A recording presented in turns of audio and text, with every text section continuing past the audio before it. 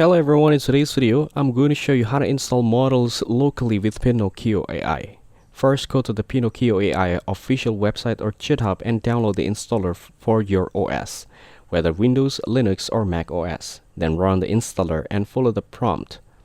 Now, set up the local environment. Ensure Python 3.10 or higher is installed if you are on Linux or Mac OS. After that, install dependencies if required by running pip install -r requirements.txt. Make sure you have enough disk space and RAM for AI models.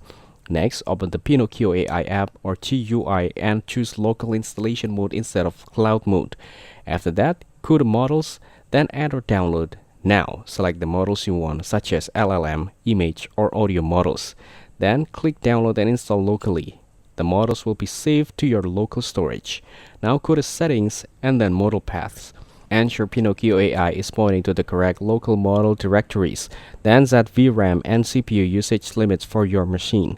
Next, test the models by opening Pinokio AI and running a model. Now enter a prompt or input and make sure the model loads without errors. Finally, you can optimize performance if needed. Reduce the batch size for large models, use a GAPU if available, and enable quantized model if memory is limited.